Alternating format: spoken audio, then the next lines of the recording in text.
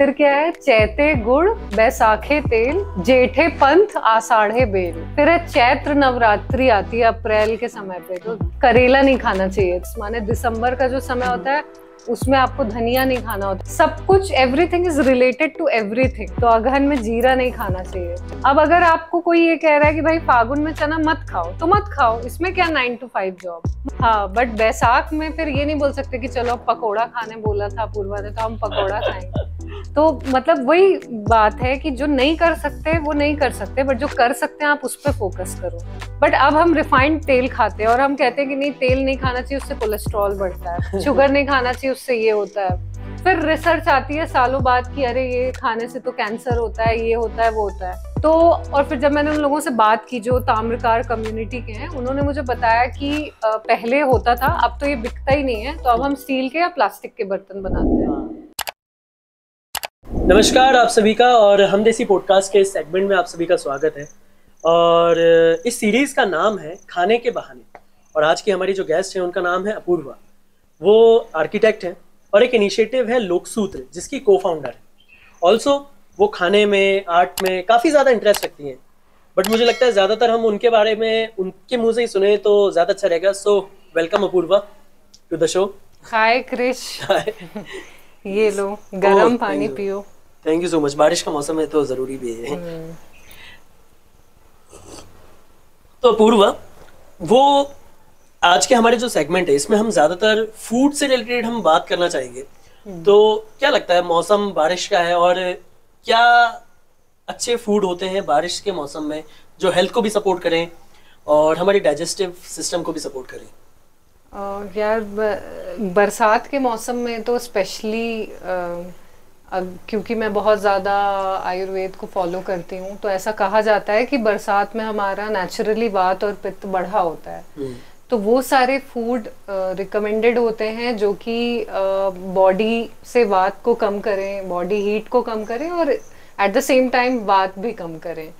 तो जैसे हमारे रीजन में जहाँ पर मैं पली बढ़ी हूँ, मैकल रीजन है मध्य प्रदेश का, और वहाँ पर बरसात आते ही हम डिफरेंट तरह के मशरूम्स खाते हैं। जैसे पूटू और पिहरी 2 तरह के मशरूम्स होते हैं जो हम ज़्यादातर खाते हैं। फिर बैम्बू शूट्स होते हैं जिसको हम करील बोलते हैं अपने लैंग्वेज में, तो उसका मुरब्बा बनाया जाता है, उसका अचार खाते हैं हम, और उसकी सब्जी भी खाते हैं।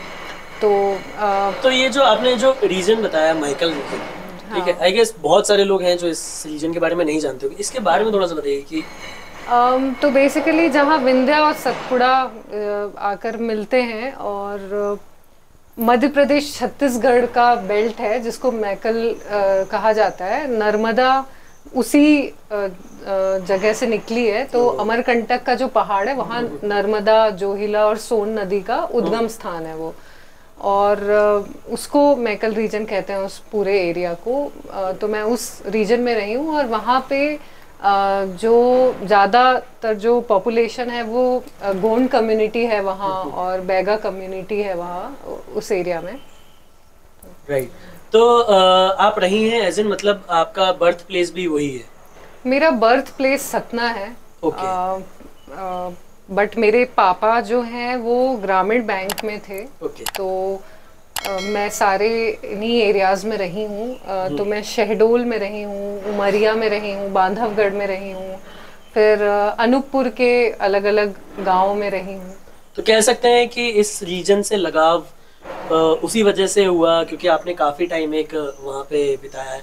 एंड आई गेस आपका ये जो नॉलेज है ये वो भी इस वजह से डेवलप हो पाया क्योंकि आपने बहुत करीब से उसको देखा है। आई गेस इसकी कोई मतलब अलग से कोर्स वगैरह भी किया आपने, या कोई स्टडी में आपने ऐसे पढ़ा है, या सिर्फ फील्ड पे रहकर आपने नॉलेज गेन किया है? मैंने ऐसे तो कोई पढ़ाई नहीं की है, बट मेरा इंटरेस्ट था और मैं बचपन से बहुत क्यूरियस चाइल्ड थी। तो मुझे कुछ भी बोला जाता था, कुछ भी कहा जाता था, तो मैं हर चीज़ में क्यों पूछती थी कि ऐसा क्यों, कि क्यों खाना चाहिए। और आई थिंक उसी इंक्वायरी, उसी क्यूरियस माइंड की वजह से मैं शायद रिसर्च और करती गई पर्सनल लेवल पे, तो मुझे पता चला। ऑल्सो मुझे मेरे मेमोरी में जितना मेरी दादी याद है, और अब जब मैं आयुर्वेद को पढ़ती हूँ तो मुझे समझ में आता है कि मेरी दादी का जितना भी खान पान था वो बहुत कुछ मेरी दादी छत्तीसगढ़ से थी और उनका बहुत सारा खान पान जो आयुर्वेद के रिकमेंडेशंस हैं, रूल्स रेगुलेशंस हैं, वो उनको फॉलो करते थे, वो मैच करते थे।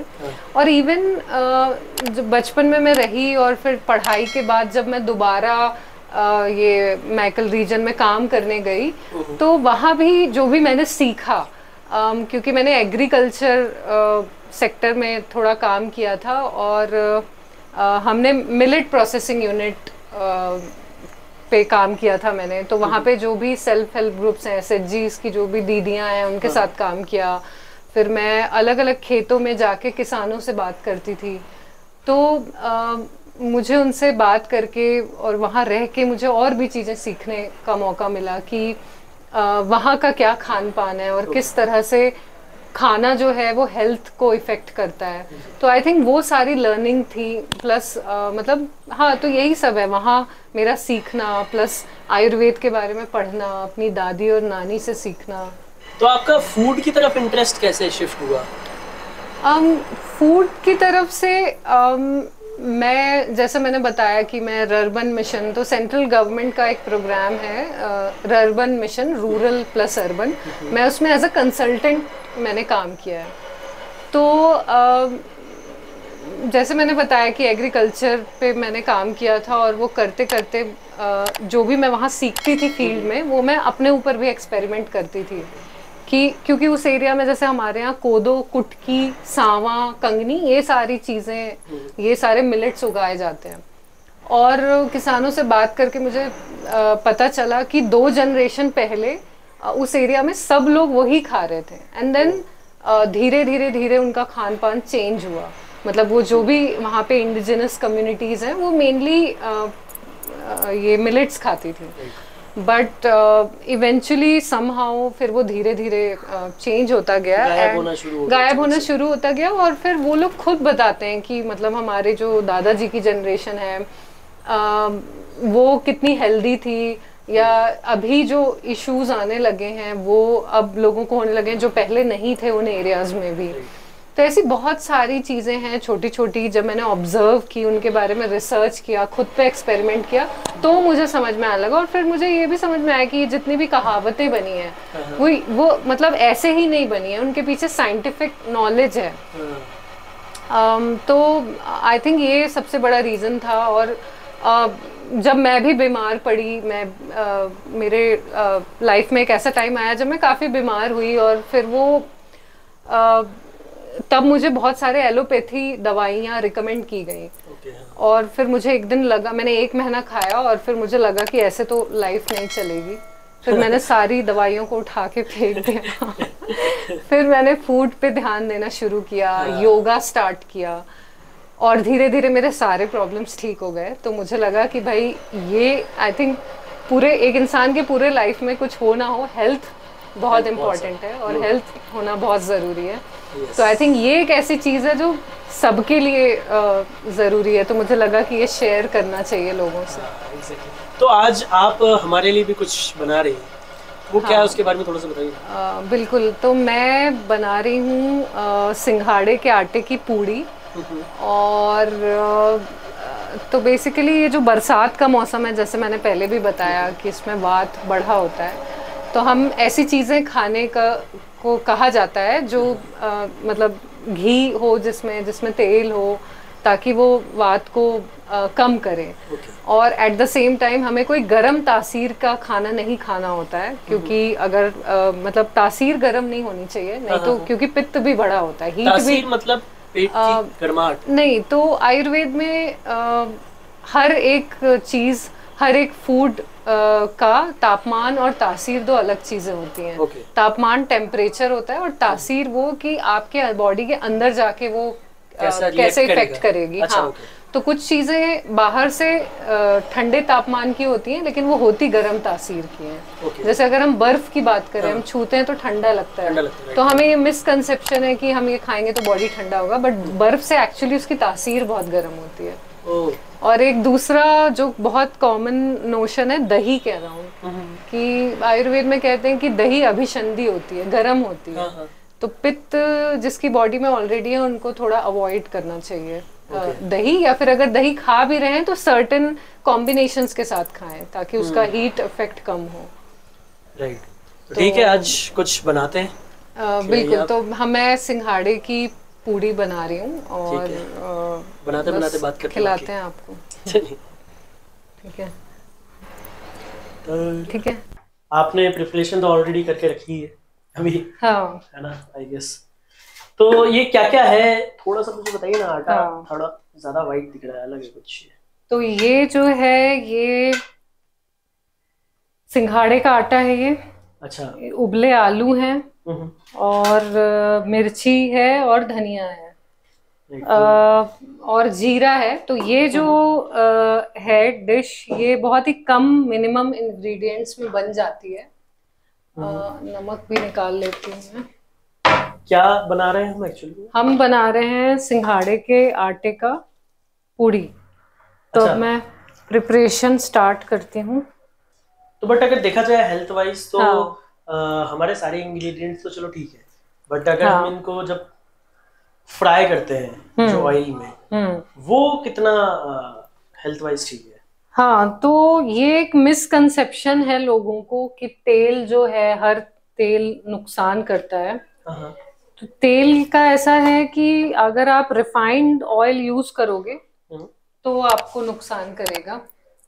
लेकिन अगर आप तेल कच्ची घानी का, जिसको हम कोल्ड प्रेस बोलते हैं, वो अगर आप यूज कर रहे हैं तो तेल आयुर्वेद में तो उल्टा, जो वात प्रकृति के लोग हैं या फिर अगर मौसम में वात है, जैसे अभी अगर हम देखें तो मौसम में वात होता है बारिश के मौसम में, तो उसमें तो रिकमेंड किया जाता है कि आप घी तेल खाएं अप टू सम एक्सटेंट।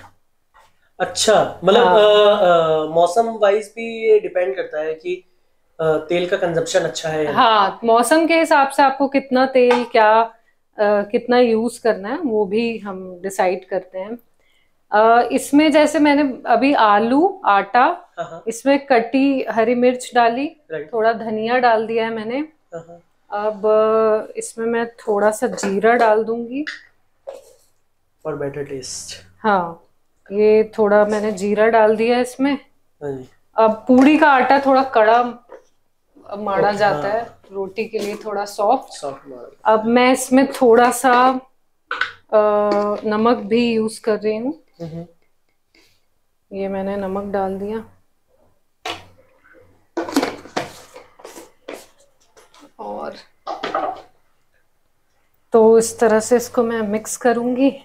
और मैं इसको कंज्यूम लाइक डायरेक्ट भी कर सकते हैं या किसी चटनी के थ्रू? हाँ, मतलब ये आप किसी भी चीज के साथ खा सकते हो। अचार, आम की चटनी, टमाटर की चटनी, या फिर दही के साथ भी खाते हैं कुछ लोग। तो क्या वो हर मौसम में खाते हैं? नहीं, तो वही एक तो, मतलब अगर स्वाद की बात करें तो अपना अपना प्रेफरेंस है। लेकिन अगर मौसम की बात करें तो आप मतलब सिंपल चटनी के साथ खा सकते हो, नारियल की चटनी या टमाटर की चटनी, ऐसे। तो वो रिकमेंड करते हैं। दही जो है इस मौसम में यूजुअली अवॉइड करना चाहिए, ऐसा कहा जाता है। मेरी भी अभी तबीयत खराब है तो डॉक्टर ने बोला है कि हाँ, दही तो भूल ही जाओ। हाँ, तो इसको मिक्स करने के लिए हमें पानी की जरूरत नहीं पड़ती है। अच्छा, मतलब आलू काम कर जाता है। हाँ, आलू में ही उतना मॉइस्चर होता है तो वो उसको मिक्स कर लेता है। तो ये हम अभी ये थोड़ा सा गीला लग रहा है तो हम आटा और मिला रहे हैं, उसकी ड्राइनेस हो जाए। हाँ, इसको थोड़ा और ड्राई करने के लिए। और इस मौसम में सिंघाड़ा खाने को ज्यादा कहा जाता है, सिंघाड़े का आटा स्पेशली। और सिंघाड़े के आटा थोड़ा ड्राई होता है तो उसको रिकमेंड किया जाता है कि या तो घी के साथ खाया जाए या तो तेल के साथ खाया जाए। और हम मेजोरिटी में इसको ड्राई इसलिए कर रहे हैं क्योंकि पूड़ी हाँ, तो टाइट आटे की पूड़ी ज्यादा अच्छे से बनती है, इसलिए हम ये यूज कर रहे हैं। तो बेसिकली ये सिंगाड़े का हाँ आटा हमें कहीं पे भी अवेलेबल हो जाएगा वैसे भी? हाँ, मतलब सिंगाड़े का आटा तो हर जगह मिल जाता है आजकल, हाँ किराने चलिए। पे और ऐसे भी। और स्पेशली बस बारिश में ही काम आता है। हाँ नहीं, मतलब वो तो कभी भी खा सकते हैं, और हमारे यहाँ इसको हम्म। जब फास्ट करते हैं तब भी खाते हैं।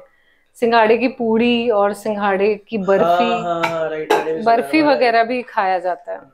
इवन साबूदाना के साथ भी सिंगाड़ा बहुत खाया जाता है। हाँ, साबूदाने के साथ भी सिंघाड़ा बहुत खाया जाता है। हम्म, सही। ये अब ये हो गया है, हो गया ये मार सब। लिया है हमने। हाँ अब बस इसको तेल में तलना रहेगा। हमारा कोल्ड प्रेस का ऑयल। हाँ ये ऑयल भी मैं, आप अलग से निकलवाते हो? हाँ ऑयल भी आप अलग से निकलवाते हाँ, ऑयल भी मैं निकलवाती हूँ, उसकी भी स्टोरी है। हो? उसका ये स्टोरी है कि मैं जब वही मैंने बताया ना, आयुर्वेद पढ़ना शुरू किया तो मुझे पता चला कि तेल तो बहुत फायदेमंद चीजें है। राइट हाँ। पर अभी लोग कहते हैं कि नहीं, तेल नहीं खाना चाहिए, कोलेस्ट्रॉल बढ़ जाता है, ऐसा है। हाँ हाँ तो अगर मतलब फिर मैंने और रिसर्च किया कि ऐसा क्यों है, तो ये पता चला कि भाई वात प्रकृति के लोगों के लिए तेल बहुत जरूरी है। और मतलब कोल्ड प्रेस, तो फिर मैं एक बार अनूपपुर में गई तेल निकलवाने के लिए, और तेल निकलवाते समय मुझे पता चला कि उन्होंने, मतलब उन्होंने जहां से मैंने तेल निकलवाया था, उन्होंने हाँ। सिर्फ 9 रुपए लिए थे मेरे से। 9 रुपए लीटर? 9 रुपए लिए टोटल। टोटल? हाँ, तो मैंने उनसे पूछा कि इतने सस्ते में आपने कैसे कर दिया। हाँ तो उनने मेरे को कहा कि तेल निकालने के बाद जो उसका खली चूनी बचता है, हाँ वो गाय को खिलाते हैं। हाँ हाँ हाँ हाँ। और जो अगर गाय को खली चूनी खिलाओ वो वाली, तो वो अच्छा दूध देती है। ओके। तो मुझे समझ में आया कि मतलब कैसे सब कुछ एक दूसरे से सर्कल में। कनेक्टेड है। राइट कि सर्कल मतलब में। अगर आप तेल निकलवा के खाओगे तो जो खली चूनी है वो गाय को जाएगी, और फिर वो अच्छा दूध देगी। दूध भी देगी। तो अभी लेकिन लोगों ने ऐसे आ, निकलवाना छोड़ दिया ना, तेल निकलवाना। हाँ हम तो हाँ। रिफाइंड तेल ही ज्यादातर लोग खा रहे हैं। तो अब ना तो खली चूनी गाय खाती है, और ना तो उस क्वालिटी का दूध देती है। तो मतलब वही है कि सारी चीजें दूध एक भी तो दूसरे से हम पैकेट का ही कनेक्टेड ले हैं। रहे हैं। क्या चीज? दूध भी तो दूध, पैकेट का। हाँ हाँ, दूध भी लोग पैकेट का लेते हैं। तो अब वही, अब वो पैकेट में क्या मिल रहा है और वो गाय क्या दे रही है, पता ये नहीं। सब आपने मतलब कैसे ये पूरा इंफॉर्मेशन कैसे गैदर किया कि कहाँ से ऑयल रिफाइनरी मतलब ऑयल हम निकलवाते हैं और कहाँ यार से? अब ये तो ऐसे कोई कोई ऐसे मतलब सीधा सीधा कोई सोर्स नहीं है, ऐसे करते करते हाँ चीजें पता चलती गई। और चूंकि मैंने बताया ना स्टार्टिंग में कि मैं क्यूरियस इंसान हूँ, हाँ तो हाँ। जैसे मेरे लिए अभी बहुत नई डिस्कवरी है, मुझे अभी पता हाँ चला कि हम तेल निकलवा सकते हैं। हाँ मुझे अभी तक यही पता था कि मार्केट जाओ पैकेट लो आ जाओ हाँ। घर, दैट्स इट। और ये है। जब आप तेल निकलवाओगे ना, हम्म। तो जो उसका जो स्वाद है वो अलग होता है। हाँ। तो ऐसे तो मतलब जैसे बहुत सारे कल्चर्स हैं, उसमें ऊपर से तेल डाल के खाने का और चलो रिवाज है। अभी मेरी जनरेशन में तो ये भी है कि मतलब मैं जब छोटा था तब मैंने देखा भी है हाँ कि हम आटा पिसवाने जाया करते थे। हाँ हाँ। ठीक है। अब तो पैकेट्स में आने लगे हैं, तो मुझे नहीं लगता कि अब जो आने वाली जनरेशन है या मेरे बाद की जनरेशन है हम्म। वो कभी वो सिस्टम भी देख पाएंगे कि आटा पिस रहा है कहीं। हाँ, मैं तो अभी भी आटा पिसवाती हूँ, तो गेहूं खरीदती हूँ, उसको धोती हूँ, सुखाती हम्म। हूँ, बिनती हूँ, फिर पिसवाती हूँ। तो हाँ वो है मतलब जैसे ये तेल वाला बोल रही थी मैं, हाँ। कि जैसे कुछ कल्चर्स में ऐसा होता है, ऊपर से कच्चा तेल डाल के खाते हैं। जैसे हम्म बिहार में लोग सरसों का तेल डालते हैं ऊपर से, चोखा हम्म। या कुछ बनाते हैं। तो महाराष्ट्र में भी तिल का तेल खाया जाता है, हाँ ऊपर से डाल के कुछ कुछ चीजों में खाते हैं। तो मैं वही बोल रही हूँ कि मतलब आधी हमें जानकारी के साथ जो हम चीजें यूज कर रहे हैं, और जैसा हमारा खान पान है आजकल, हम्म। तो आई थिंक जनरल अवेयरनेस होनी चाहिए। राइट। अगर आयुर्वेद से रिलेटेड हम थोड़ा कर पाए तो वो बहुत हेल्प करेगा हमें। हम्म। तेल के अराउंड, अनाज के अराउंड, जैसे सेम विथ शक्कर का भी ऐसा ही है। शक्कर के साथ हाँ। हाँ, कि जैसे शक्कर बोलते हैं नुकसान करती है, तो वो हाँ बात तो सही है। हाँ। बट उसके बहुत सारे ऑल्टरनेटिव्स हैं। जैसे गुड़ है, गुड़ बहुत फायदेमंद है, राइट हाँ। उससे ब्लड बढ़ता है। फिर खांड होती है, देसी खांड, तो कहा जाता है कि उससे वात पित्त कफ तीनों बैलेंस होता है। खांड क्या होता है एग्जैक्टली, कैसे निकलता है? ये मैं करके दिखाती हूँ तुम्हें। फिर मिश्री होती है जो पेट के लिए ठंडी मानी जाती है। ओके। तो मतलब शुगर के सारे हेल्दी ऑल्टरनेटिव्स हैं। और क्या क्या हेल्दी ऑप्शंस हैं बारिश में? बारिश के फूड के लिए मैं दिखाती हूँ, बस ये मेरा हो ही गया है। हाँ। जैसे तो ये तीनों चीजें हैं मेनली हमारे यहाँ मैकल रीजन में। ये मक्का होता है। अच्छा। तो ये जो मक्का है इसको पॉपकॉर्न जैसे भी देसी मक्के का पॉपकॉर्न बना के खाया जाता है, और गांव में हर अनाज को रोस्ट करके उसका जैसे पॉपकॉर्न होता है उस तरह से खाते हैं अनाज को। फिर ये जो है ये देसी गोंद है। तो हाँ, तो इसको घी में रोस्ट करके इसका लड्डू बनाते हैं, लपसी बनाते हैं वो, और ये हड्डियों के लिए बहुत अच्छा होता है। तो ये भी खाया ये कहाँ से, मतलब ये प्रोड्यूस कहाँ होता है? गोंद तो मतलब हर जगह होता है, एटलीस्ट एमपी और यूपी का मुझे पता है, एमपी यूपी छत्तीसगढ़ का। नहीं मतलब मेरा मतलब ये था कि हाँ, ये पेड़ से निकलता है। पेड़ को जैसे छील दिया और उसके साइड से निकलता है। हाँ, तो पेड़ से ही निकलता है ये। फिर ये जैसे ये सफेद वाला है, ये तीखुर है। तीखुर? हाँ, तो ये चूने जैसा दिख रहा है। बट ये जो तीखुर है, मुझे याद है मेरी दादी और बड़ी मम्मी इसकी बर्फी खाती थी फास्ट में। और ये कहा जाता है कि तीखुर जो है वो वुमेन के रिप्रोडक्टिव सिस्टम के लिए बहुत अच्छा माना जाता है। तो जैसे ये स्वीट पोटैटो हो गया, गोंद हो गया, ये अभी जो हम ये बना रहे हैं सिंघाड़े का आटा से जो भी चीजें, ये सारी चीजें स्पेशली वुमेन के लिए बहुत हेल्दी होती हैं। तो ये हमने बना लिया है। अब ये बन हेल्दियर फॉर बरसात, हेल्दियर फॉर बरसात और हेल्दियर फॉर एवरीवन ऐसे तो। और मतलब उससे ऐसे कहा जाता है आयुर्वेद में कि जैसे गोंद हो गया, तो ये अस्थि धातु के लिए काफी, जितने भी हड्डियों रिलेटेड जो रोग हैं उनमें काफी फायदेमंद है।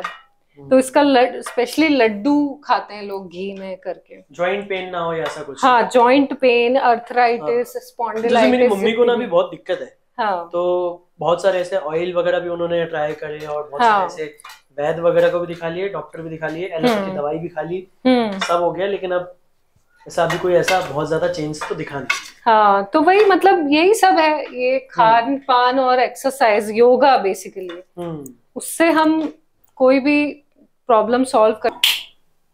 पहले हम थोड़ा तेल गरम करेंगे।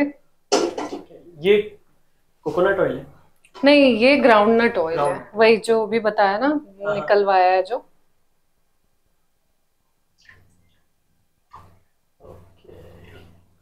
तो ये हमने डाल दिया।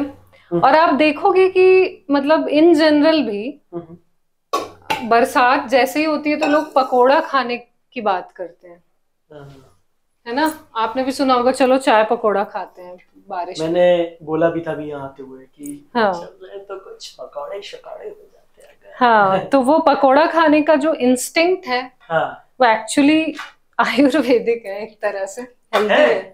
कैसे मतलब वही जैसे मैंने बताया, ये तेल का सामान हम क्यों बना रहे हैं, क्योंकि बरसात में हमको तेल घी खा के उसको बैलेंस करना है, क्योंकि वात बढ़ जाता है मौसम में और हमारी बॉडी में। तो जैसे आपने बताया कि आपकी मम्मी का घुटने का प्रॉब्लम है, हाँ, तो वो भी उसी यही रीजन है, वात बढ़ा हुआ होता है तब ये प्रॉब्लम्स होती हैं। कि मैं आयुर्वेदिक सोच रहा था। हाँ, मतलब बहुत सारी ऐसी चीजें हैं जो हमारे कॉमन कल्चर में आ गई। हाँ, तो मतलब आयुर्वेदिक अब टेक्स्ट तो सबको जाके नहीं पढ़ा सकते ना, तो ऐसे लोगों ने उसको सरल भाषा में लोगों तक पहुंचाया गया, ये विजडम। ठीक है, अब बस हम पूरी बेलेंगे। आप बेलो, मैं तल दूंगा। नहीं, मैं तलती हूँ, बहुत आसान है। तो या तो इसको आटा लगा के करना होता है या तेल लगा के। पूरी तो आई गेस तेल से ही तलते हैं। हाँ, मतलब तेल लगा के वो करते हैं ना। तेल या आटा कुछ भी कर सकते हैं आप। मैं थोड़ा सा तेल निकाल लेती हूँ। एक बाउल देना थोड़ा सा।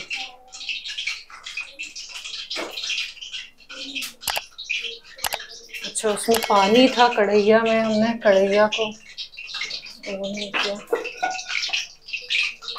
खत्म ही हो गया। ये थोड़ा ही चाहिए।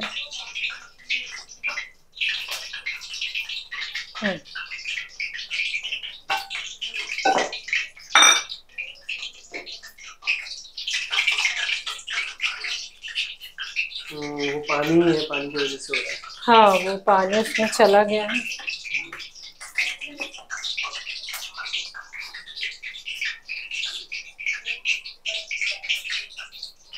और निकाल लूं?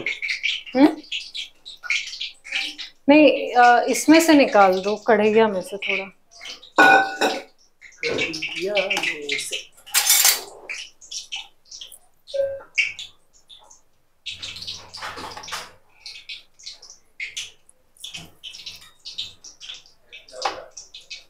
अभी 2-3 पूड़ी का मैं करके बता देती हूँ, उसको आप सिम पे बस कर दो। और उधर एक बड़ा वाला झारा होगा जिसका लकड़ी का हैंडल होगा। यहाँ से दिख रहा है मुझे लकड़ी का हैंडल तो। लकड़ी नहीं, एक तो तवे का होगा, एक झारा अलग होगा जिससे छानते हैं।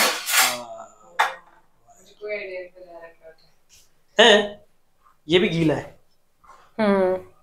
उसको पोंछना पड़ेगा। हाँ, इससे पोंछ सकते हैं। और क्या बोलते हैं?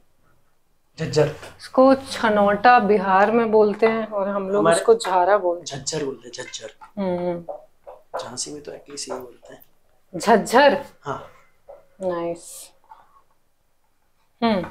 तो ये वही है कि अब हम इसको थोड़ा और कड़ा कर रहे हैं। तेल गरम हो जाए, इसमें तेल अच्छे से गरम होना चाहिए तभी ये तल पाएगा। हार्ड है ना वो काफी, क्योंकि हाँ, ये गोंद का स्टोरी ये है कि मैं अभी रिसेंटली एक दोस्त के घर पे गई थी, तो उसकी दादी मिली और उन्होंने बताया कि हर रोज बचपन से लेके मतलब पूरा बचपन उनकी मम्मी उनको सुबह उठते ही ऐसे ही कच्चे गोंद, पिसा गोंद उसमें घी डाल के रोटी के साथ खिलाती थी और फिर चाय पिलाती थी। और उनकी जो दादी है वो 85 इयर्स ओल्ड है और वो मतलब इतनी फिट थी मेरे से भी ज्यादा। गोंद तो मतलब गोंद नेचुरली भी देखा जाए तो बोन्स के लिए बहुत हेल्पफुल है। हाँ, तो वही उन्होंने बताया कि वो उनके डेली लाइफ में था, बट उन्होंने बोला कि अब की जनरेशन नहीं खाती है, बट वो पूरा बचपन उन्होंने। टेस्ट कैसा करता है? टेस्ट में कैसा है? अच्छा है, टेस्ट में बहुत ज्यादा कुछ नहीं होता, बस आपको टेक्सचर ज्यादा फील होता है। ओके। हाँ, मतलब मीठा जैसा है या पॉपकॉर्न जैसा कुछ है? मीठा तो उसमें नमकीन डालोगे तो नमकीन बन जाएगा। अच्छा। मीठा डालोगे तो मीठा बन जाएगा। ओके, मतलब ऐसा तो नहीं है ना कि नेचुरली उसका कोई टेस्ट हो? नहीं, नेचुरली उसका अपना कोई टेस्ट नहीं होता है।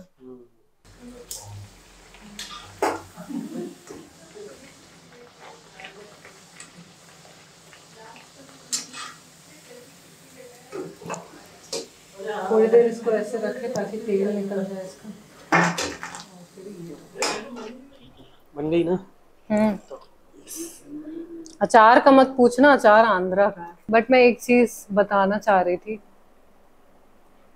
कि ऐसे जैसे आयुर्वेद तो ठीक है, जैसे मैंने बोला ना कि हर किसी को संस्कृत का टेक्स्ट नहीं पढ़ाया जा सकता, तो वही सरल भाषा में अलग अलग तरीके से ये विजडम मास ज्यादा लोगों तक पहुंचाने के लिए सिस्टम्स बनाए गए, ओरल ट्रेडिशंस बनाए गए, कहावतें बनाई गई। तो उसमें से एक बहुत फेमस कहावत है, मतलब वो हर मौसम के लिए है, उसके बारे में बोल सकती हूँ। तो जैसे उसमें ये है, सावन साग न भादो मही, कुंवार करेला कार्तिक दही, अगहन जीरा पूसे धना, माघे मिश्री फागुन चना। फिर मतलब बता रही हूँ, एक मिनट में भूल जाती हूँ। फिर क्या है, चैते गुड़ बैसाखे तेल, चैते गुड़ बैसाखे तेल, जेठे पंथ आषाढ़े बेल। ये है। तो ये है कि सावन साग न भादो मही, तो सावन का जो महीना है उसमें साग माने हरी भाजी, लीफी वेजिटेबल्स नहीं खाना चाहिए बोलते हैं, क्योंकि जब रेनी सावन मतलब ये अभी शुरू होने वाला है, जुलाई अगस्त वाला जो टाइम है, तो उसमें क्या होता है कि कीड़े पनपने लगते हैं, ब्रीडिंग सीजन होता है ना हर कीड़े का, तो ऐसे मांस, मछली, हरी पत्तियां ये सब खाने से मना करते हैं। ओके।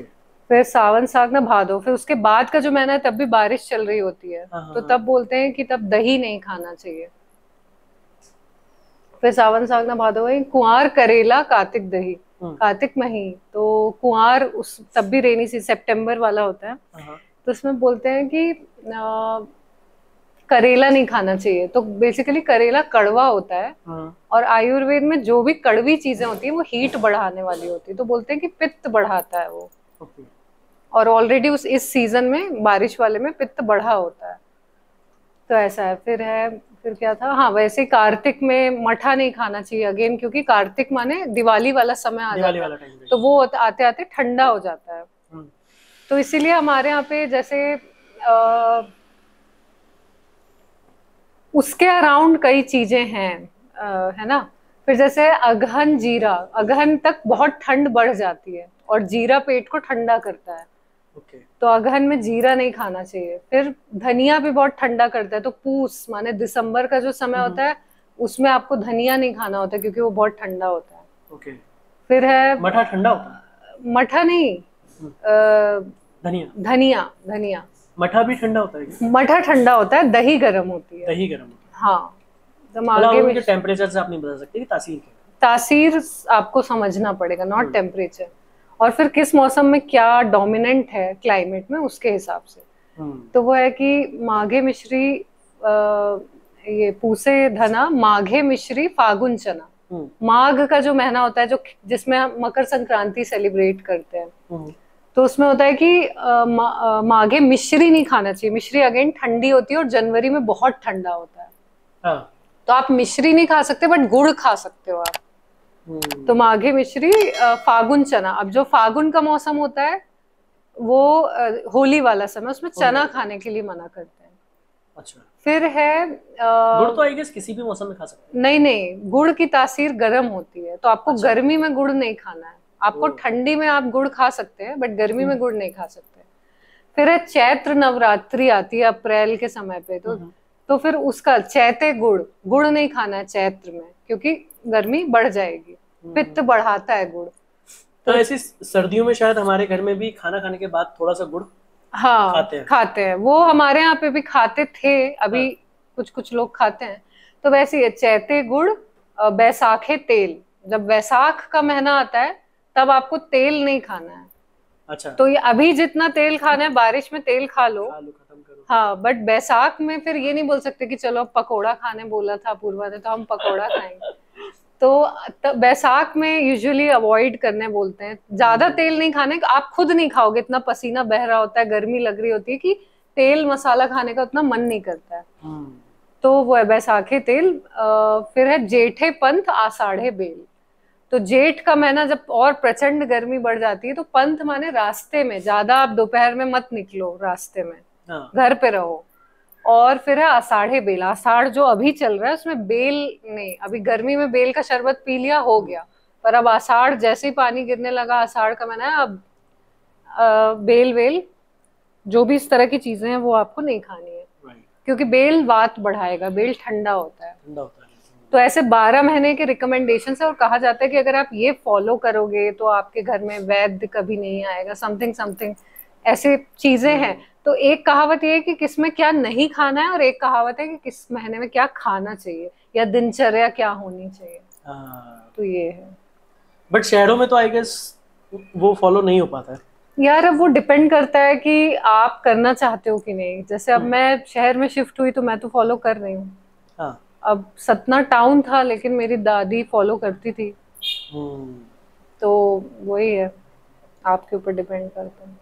बट वर्किंग कल्चर जैसे अगर अभी का देखा जाए तो जो 9 to 5 वाला जॉब सिस्टम, यार ये ना एक बहुत, तो मतलब मुझे ना ये सब लगता है कि ये सब बहाने हैं। अब जैसे लोग कहते हैं कि नहीं, पहले तो लोग बहुत हेल्दी खाते थे, बहुत, विच इज ट्रू, बट आप उस पर फोकस करिए जो आप कर सकते हैं। जो आप नहीं कर सकते उसका बहाना बना के रो मत कि अब तो ये दूषित हो गया पानी, अब तो हम लोग पेस्टिसाइड्स खा रहे हैं, हम ये कर रहे हैं, ये सब बातें सही है, बट आप बहुत सारी चीजें कर सकते हो जिससे आप हेल्दी रह सकते हो। अब अगर आपको कोई ये कह रहा है कि भाई फागुन में चना मत खाओ, तो मत खाओ, इसमें क्या 9 to 5 जॉब, मत खाइए, आप बेसन मत खाइए, चने की चीजें मत खाइए, सिंपल। अब कोई कह रहा है किसी महीने में जीरा मत खाओ, तो बस आपको अवॉइड ही तो करना है, तो उसमें आपका जॉब या आपका टाइम या वो तो बीच में नहीं आ रहा है ना।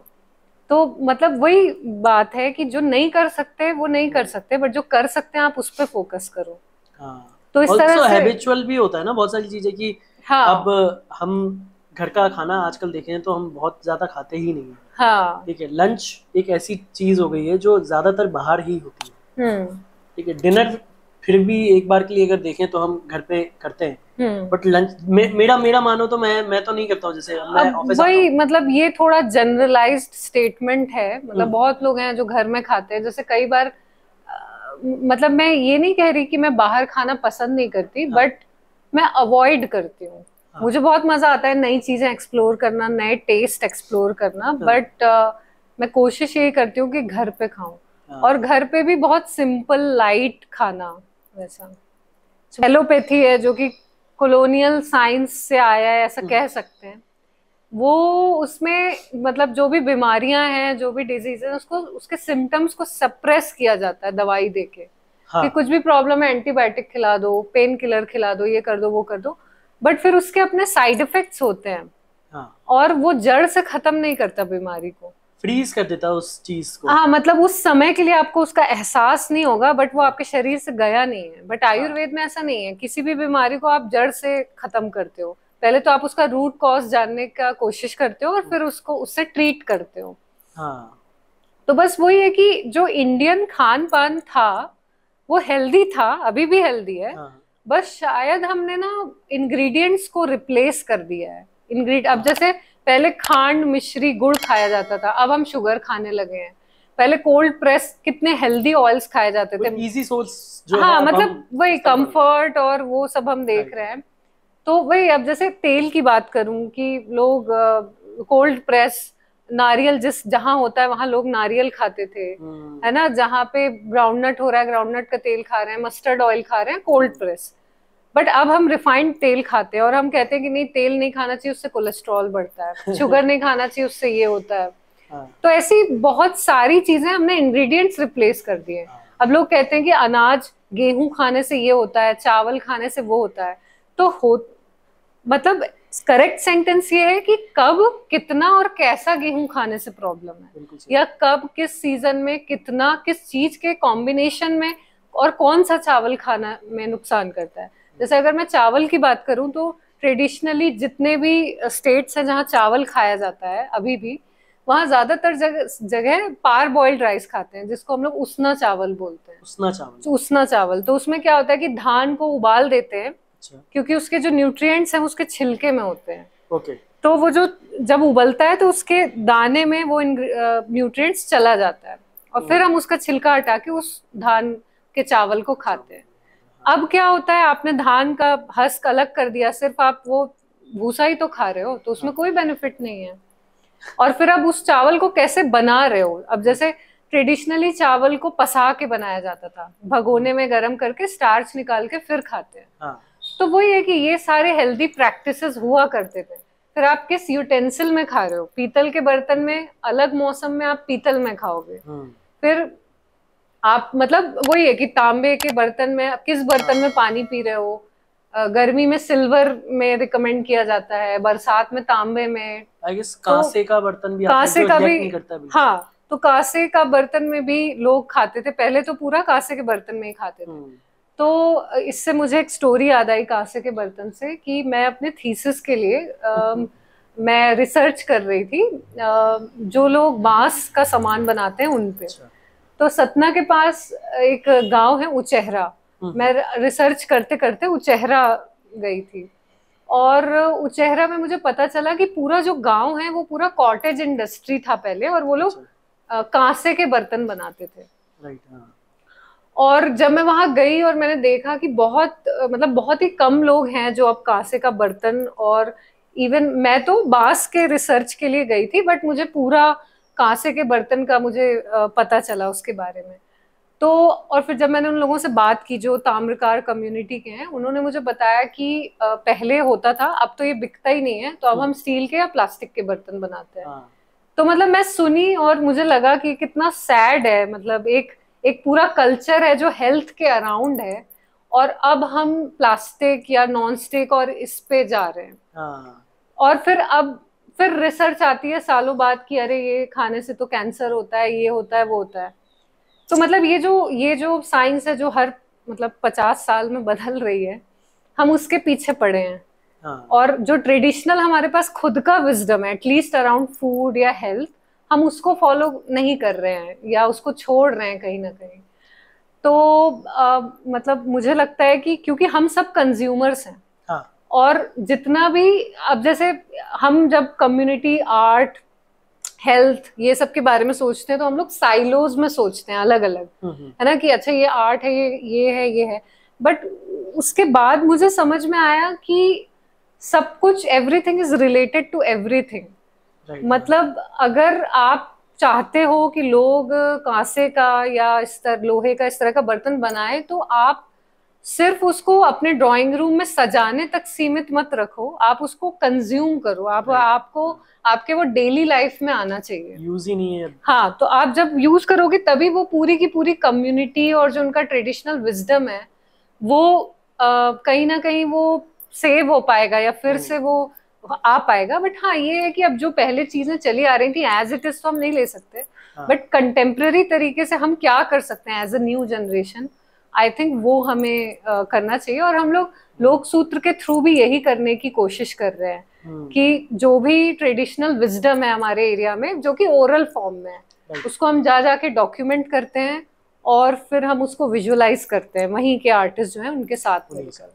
तो आई थिंक अगर हम इतना कर पाए कि हम जो भी इंडिजिनस नॉलेज है उसको कंटेम्प्रेरी तरीके से ला पाए, तो आई थिंक वो बहुत बड़ा कंट्रीब्यूशन होगा। तो और कोई सवाल पूछना हो तो तुम पूछ लो। नहीं तो मैं पूरी खा लूं। अरे पूरी तो रह गई।